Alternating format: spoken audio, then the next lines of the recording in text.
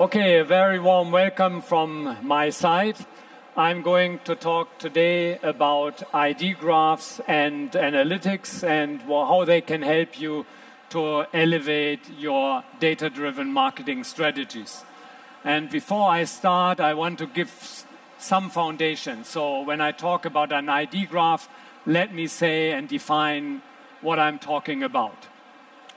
So basically, ID resolution is to find out who is actually behind the device. Yeah? Typically on the website you see that people are using devices, but you do not know who is behind that. And basically what you're trying to do is across different channels, across different devices, across different domains, to understand who is actually using your website or your digital touchpoint. And that is kind of what identity resolution is doing, and there are different ways of doing it. So one way is an ID graph, and I call that the fourth generation of identity resolution.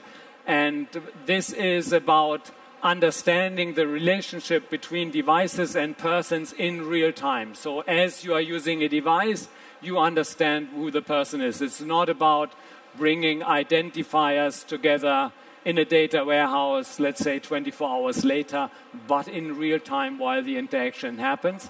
And basically, the core identifier, which we are advising people to use, is the own universal marketing ID, which we call a UMID, and that basically identifies the customer profile of a person. So then the question is, I talk about interactions and a real-time ID graph. How do you actually build up such an ID graph? And obviously, one of the things everybody knows is a login. If there's a login, then you understand kind of who the person kind of behind that device actually is. The challenge is that for most companies, however, the login rates maybe are 1%, 5%, 15%, but if you're not Amazon or Meta, then you don't have 100% login. So typically, to really personalize an experience, to understand what is happening, it's not good enough. Now, the first thing is you can just combine the login with a first-party cookie on that device so that actually when the person comes back and is not logged in, you still can identify that person. But that alone does not give you the numbers that you want to have. So you need to combine it with different identification methods. And I'm just naming a few here. Self-identification, so that means, for example, if somebody gives you an identifier on the website, which can be in a newsletter subscription, you typically give an email address, or it could be that you have a consulting appointment where you give your telephone number. It depends on the business you are in, but there are various ways that actually prospects and customers can give information, and you can link it again to the first-party cookie. Another very powerful method is what we call click identification. So the most one used is you have an email, you click on an email, you can take that identity, but you also could, if you have like a lot of known users in an app and you have journeys into the app, you can use that as well. Then I think something not interesting for everybody, but for some companies that have multiple domains, one of the challenges is how do you understand it's the same user across all of those different domains. And also there's a technology for cross-domain, so if you're recognized on one domain and it's the same user, you can use that across domains.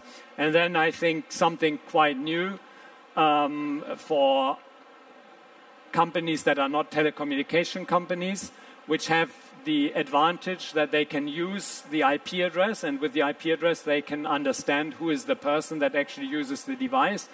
This is indirectly now possible through UTIC, which is a joint venture of the major European telecommunication companies, which have a service in Germany, but also in Spain and France, and will also go into the UK, Italy, other European countries very quickly.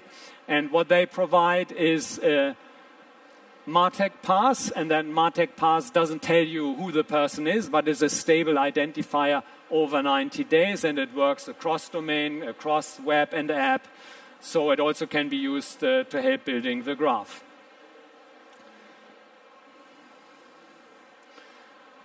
So now I'm coming to the second topic, which is analytics. So you will ask yourself, what the hell does that have to do with analytics? And here's just, analytics obviously has evolved over the last 30 years, and I just want to point out a few things. Over the last 10 years already, there's a concept of a user in analytics. Yeah? Typically you have devices, you count devices, but obviously everybody has recognized it's very important to understand who is actually the user behind that. And so that's why they started with user IDs. You could onboard data into your analytics system, and you can start building audiences and so on. So what we have recently seen is that that goes even one step further, that you can automate those audiences, for example, with Google Ads and other things. And you can use a lot, which obviously everybody talks about, artificial intelligence, machine learning, so that you have predictive metrics and audiences.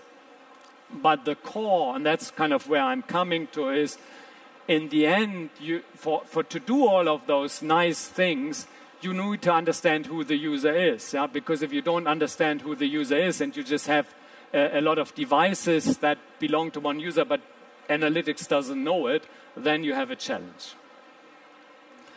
So I'll take now the example of Google Analytics, but basically you can use all analytics systems because they have a similar concept. But because Google Analytics is kind of one of those that is very widespread, I use that as an example. And so typically what you have is a device ID. In Google it's called a client ID, or if you're an app instance ID. And basically it identifies not even the device, but it identifies a device-browser combination. So in the case you're using different browsers on the same device, this will be actually different IDs. And if you use web views, it's even worse, because then every single web view, because there's no persistent storage of cookies, you will have an own instance. You will have an own ID.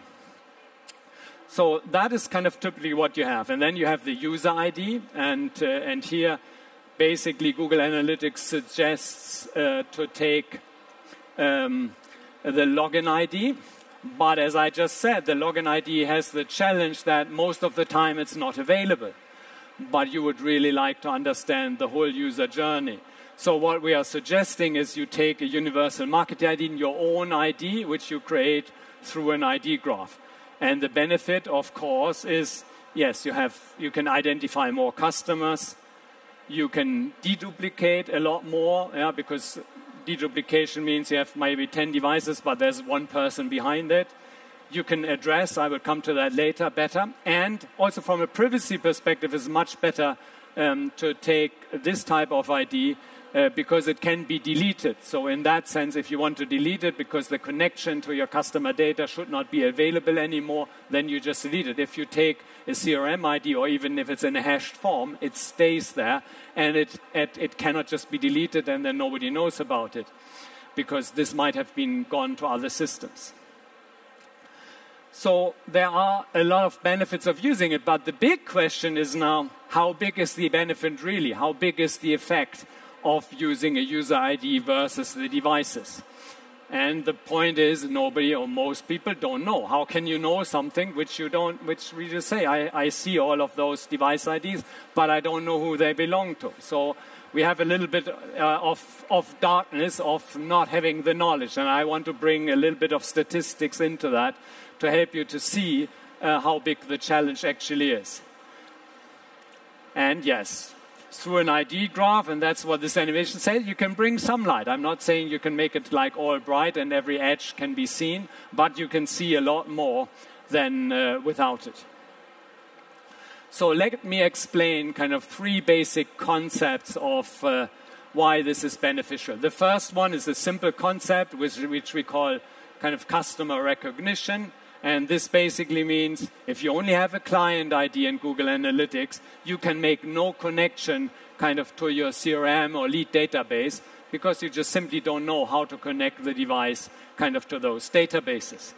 Now, if you have a user ID, then obviously you can link customer profiles, lead databases, you can link to that, and you can link the behavioral data together with the customer data. And this is kind of what you typically can achieve. Obviously, you have nothing. You have no linkage with login. Yeah, depending on how much of your users are logging in, that depends very much on your business. Typically, what we see, I say 5 to 15%. Some others say, no, Dirk, that's exaggerated. I only see 1 to 2%. Yeah, so it depends very much on the business. And with a full ID graph, you can get 50 to 60%. And actually even more traffic, because the users you identify typically make a lot more traffic on the website, because like if somebody just accidentally goes on your website or is a bouncer, obviously there's no way to identify them. Then I want to bring the concept of deduplication. And I've brought an animation to hopefully bring kind of across what that deduplication really means. So imagine you have in analytics, you have 40 devices, and obviously you don't know who it is. There come 10 new devices on your website, and what happens? You're just adding those, and then you have 50 profiles. So in that sense, every new device kind of is added, and it looks like, because in many of those systems, you just see them as users, yeah, but you don't see them as browser device combinations. And then you think, oh, I have 50 customers. Great, isn't it? I mean, it's just an example. You can extrapolate what is relevant to you. So the question is, if you would know who that belongs to, how many profiles would you actually have? That's the question. So how big is the challenge? Yeah? And we're talking 40, 45, 30, what are we talking about? And I've taken now an example which is not unrealistic, yeah, with 60% customer identification, 80% customer deduplication, and what happens is exactly that. So in the end, you end up, instead of having 50 devices, yeah, now you have 20 profiles. And of them, 12 are known and 8 are unknown. Yeah? So also you haven't deduplicated maybe everything, because maybe behind those profiles still there are some which you haven't recognized. But that's the order of magnitude we typically talk about. I will give you more statistics, but that's kind of an average we see with our clients. So it's huge. The effect is huge. And let's now go through, if you have an ID graph in place and 10 new devices come, what actually does happen? So the first thing, and these are also kind of average numbers, so it's not just theoretically, but it's kind of close to practice. So typically you see actually 4 new devices. They already belong to customers that are identified before. So actually it's adding no profiles, but it's adding devices to a profile. Yeah, the next thing is here you have 2 which were there before, but because it's an initial identification event, now they become known. So you see here, let me see. So you see suddenly the first person turns from unknown to known. Yeah, second person also. So it's not a new profile, but it's what we call a visitor to customer merge. So you suddenly have identified them. So and then actually you have one new customer profile, because it's actually really new. And then yes, you have three new visitor profiles, because you have no identification with them. And what you can see here, then instead of adding 10, you add 4 profiles, and actually now you have 15 known and 9 unknown. So that's the effect of an ID graph and deduplication. You can imagine with these kind of data, you can do analytics much better. And this is what we are seeing in reality, 80 to 90% deduplication on identified customers. And here is kind of what I think everybody would like to have, is to see, okay, I want to have these core KPIs as my statistics. I want to see every day on my website, for example, and including my app, what is the percentage of digital identified customers that I can approach with my customer data. So I link the customer data together with the behavioral information.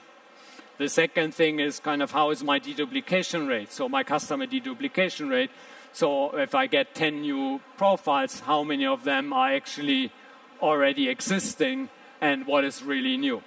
Yeah, and these are average numbers that we see and where we provide kind of transparency for. Now, I also give you some average data from our customers, just to point out a few things. And here, the first one is about visitor identification. So actually, it's an event where we were not able to identify. It's a visitor, and you can see here the statistics show you in this case, on the average, you have, for every new user, you have also one repeat user. And you can also see here, in this case, the split of what are people using. Yeah, on the average, they used 75% to 3/4 used the smartphone, the rest PC, very few tablets. And then also you can see how the distribution of browsers in the smartphone and the PC actually is. If you compare those numbers with average published numbers, you can see that actually the Chrome percentage is much lower than averagely stated, and the Safari is much higher. It depends on your business, what your customers are. But at least for the customers we work with, we can see this effect, and it's quite big. And that means, especially if you have a high audience of Safari users, then many of the things where you thought you had addressability still with Chrome users through third-party cookies, you actually don't have them. Yeah, and here you could see on the smartphone, in this example, actually 40% was Safari and even 15% web views. Yeah, if you combine that together in a typical environment, you don't have visibility. Now let's go kind of into different identification methods. Also here some statistics. Web login. Web login also gives you what I call recognition. It basically confirms that there was already a customer profile, so you keep it up to date. So you can see in over half the cases, this was just confirmed. Yeah, emerge really means what I've showed you before. Before it was not identified, and now it's identified through a login identification. So those are the major things you achieve with that. Also interesting to note here, in this way, most people use, or 50% used it on the smartphone versus kind of the PC. So still is, but compared to 75 to 25% on the average, you can see that the portal is actually used more in a PC laptop environment than on the average. So that gives you an indication. If you want to combine it, this is very helpful. Now I come to click identification as another example. And also here you find similar terms of recognition, so it reconfirms already the profiles that are there. But here's also interesting to see the update on click identification works different than login identification, because you can see the major effect of the updates is actually device added. Yeah, so click identification is a great way of getting additional devices to your profile, because typically people open the emails on different devices, and that's a good method of adding devices. Also, very interesting to find out, many people think about marketing emails, and I have not given you the averages, because companies tend to do more identification with marketing emails than with service emails, because it is a bit harder to convince the service people to use it for identification. But actually, service email identification can be kind of very effective. I've taken a best case here. In this case, they actually made nearly 90% of all identification with service identification rather than marketing identification, because people tend to click more on service emails. Obviously, if there's a call to action to click, then on marketing emails, the click rate. So it can be very, very effective in terms of that. Also, I think what I found interesting from the stats is that when you look at who opened marketing emails and service emails, you can see that marketing emails were nearly all opened on a smartphone. So it was like only 13% on the PC, whereas service email, you see, also the majority opened on the smartphone, but you had, again, over 35%, so more than double, nearly triple the amount of openings kind of on the PC versus pure marketing emails, which again shows you if you combine the methods, you get more devices kind of added. Lastly, I just want to show you, you can have the same on the app. Again here, It shows the recognition on the app is very high. It's not surprising because people that use and subscribe to an app use it more often. So there are less new users on it, but it's a good way of interacting. And then you see it works other than that pretty much the same as the web login identification, so visitor to customer updates. And then as I explained with UTIC, you also have a network-based identification. This is, again, very powerful to add devices. So my story here is if you combine these different methods, then you have a much more complete ID graph. You have more devices. You can do things kind of more across touch points. And bringing that together is a major thing kind of to improve the way you can do analytics. And that's kind of what I wanted to show you with Google Analytics. Actually, now it's about, okay, now how can I use it? And actually, it's quite simple because Google Analytics, like many other platforms, are already built to do it. So you can see, you define all touch points. You can put it under one Google property. And basically, you can put all your domains, apps under one property. So you could also do it cross-domain if that's a setup that you have. Then obviously, because then you have the user ID, you can define the user ID in there. Obviously, you need to provision it to Google Analytics. But then you make the user ID your reporting ID, and you make sure every single transaction you have in Google Analytics has a user ID. And then when you do that, you can also add external data because you have a reference with the user ID, so you can also enrich it with data you have in your CRM or lead databases. And obviously here we have done that in a demo environment. Then it really starts making sense to use predictive audience and attribution.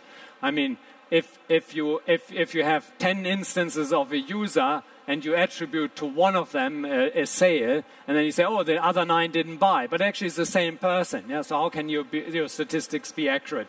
The same predictive audiences. Yeah. Great KPI tools, but in the end, if you say these are different users and I optimize for them because I don't know they belong together, I mean, this is the typical thing. They won't give you great results. Yeah? So a lot of the new features that are out there actually rely on good identity resolution to work. And then you can see here in Google Analytics, you can see the user ID. Somebody who looks at this will say, oh, there's some client's ID in your chart. I'm just seeing if you wake up.